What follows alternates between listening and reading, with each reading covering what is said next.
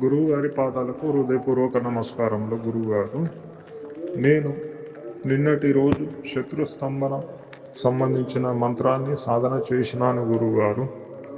అయితే నేను సాధన చేయుచున్న సమయంలో నా యొక్క భావనలోకి ఒక తెలుపు రంగు వస్త్రాలు ధరించిన మహిళా స్త్రీ వచ్చింది గురువుగారు. ఆవిడ నేను సమర్పించిన నైవేద్యమును మరియు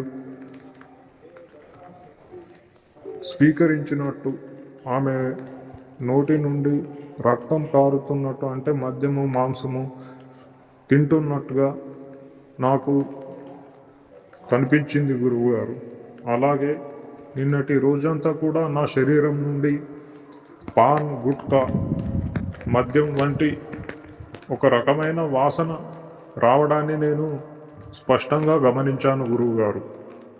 అలాగే నిన్న నైట్ నిద్రలో స్వప్నంలో నాకు మా వీధిలోకి సైకిల్ పైన ఒక మనిషి కర్రీస్ అమ్ముతూ వచ్చినట్లు, అతని వద్ద చికెన్ మటన్కు సంబంధించిన కర్రీస్ ఉన్నట్టు, అందులో ఆయన దగ్గర నేను చికెన్ మటన్ కర్రీస్ కొనుక్కున్నట్టు నాకు స్వప్నం వచ్చాయి గురువుగారు. అలాగే మా అక్కయ్య గారు స్వప్నంలో నాకు కనిపించినట్టు అనిపించింది గురువుగారు. నాకు ఈ విధమైన అనుభవాలు, స్వప్నాలు వచ్చాయి గురువుగారు.